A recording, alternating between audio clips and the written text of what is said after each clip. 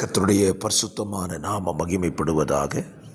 ஆசீர்வாதமான ஒரு நல்ல காலவேளையிலையும் பாளையங்கோட்டை இந்திய தேவ சபையிலிருந்து காலை மன்னாவை உங்களுக்கு வழங்குவதில் மிகுந்த சந்தோஷம். இந்த நாளுக்கான தியான அதிகாரம் 2 சாமுவேல் 22வது அதிகாரம்.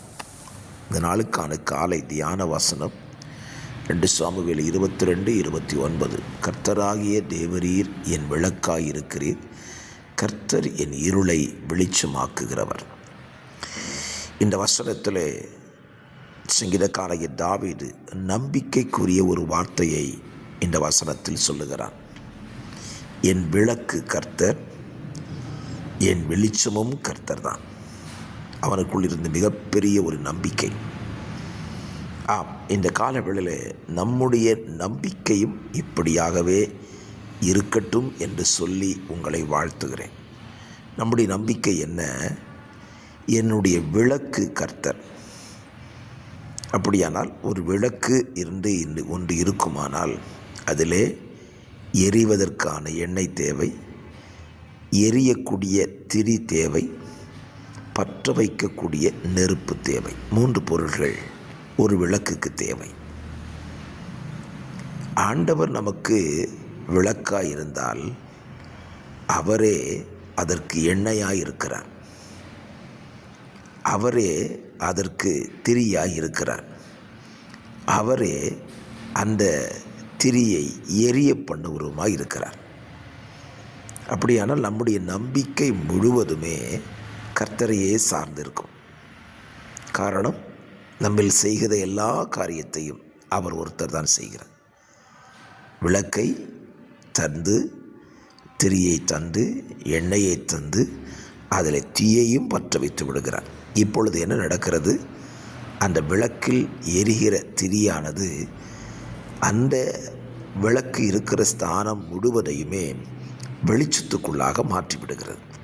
ஆம், இந்த காலவேளையிலையும் ஆண்டவர் நமக்கு விளக்காய் இருந்தால் நம்மில் எவ்வளவேனும் இருளை வைத்திருக்க அனுமதிக்க மாட்டார். காரணம், விளக்கை எரிய வைத்து விடுவார் அல்லவா? விளக்கு எரிய ஆரம்பித்த உடனே அதிலிருந்து வெளிச்சம் தோன்ற ஆரம்பித்துவிடும். வெளிச்சம் எங்கே இருக்கிறதோ அங்கே இருளுக்கு வேலையே இல்லை. ஆகவே இந்த காலவெளியில் உங்கள் வாழ்க்கையிலையும் ஆண்டவர் வெளிச்சமாக இருந்து எல்லா இருள்களையும் அகற்றி போடுவாராக. இந்த இருளுக்கு சொந்தக்காரன் யார்?